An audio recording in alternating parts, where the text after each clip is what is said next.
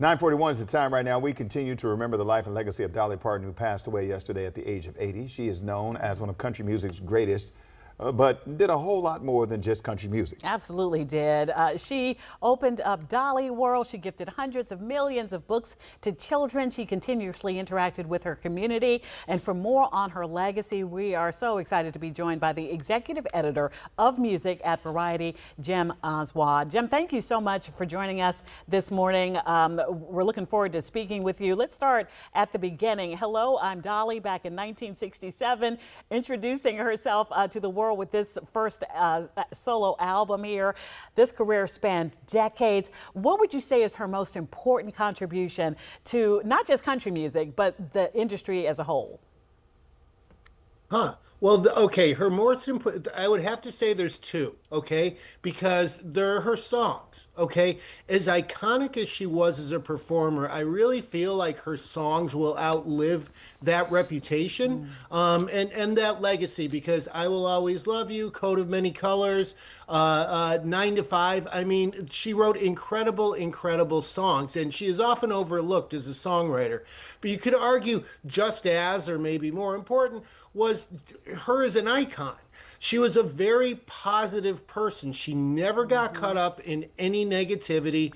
But if you think about what she went through, how she rose from absolute poverty, her father couldn't read, and how she rose up from that as a woman in a very male-dominated industry at a very male-dominated time, and to turn into what she did. Okay, you know, a multi-millionaire, an incredible entrepreneur, and just a symbol of positivity all over the world.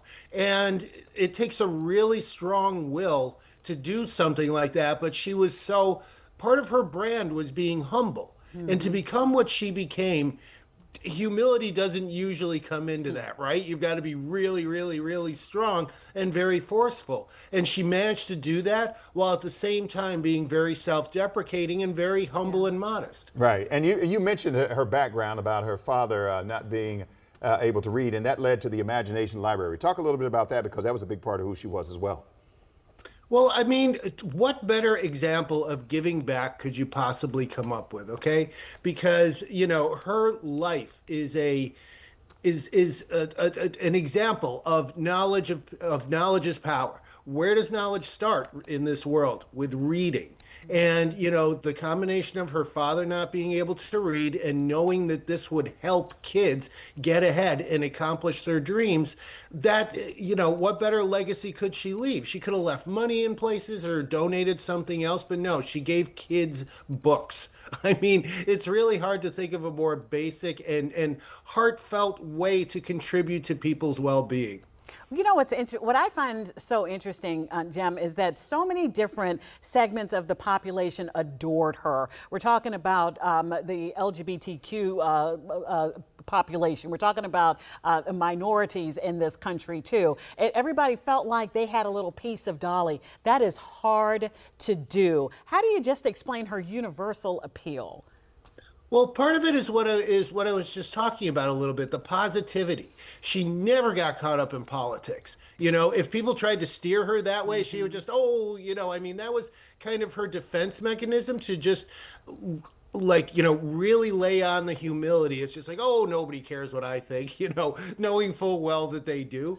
So I think that was a huge thing. And I mean, something else, like, I honestly feel that she would be mortified by the president's order to fly the flags at half-mast for a week. It was just so not her. She originally declined being inducted into the Rock and Roll Hall of Fame. She later accepted it. But it's just, it's not her, that kind of showiness. As strange as it sounds for someone who dressed the way she did, I mean, that's another crazy contrast, is she looked like that, but she was really humble outwardly. Yeah.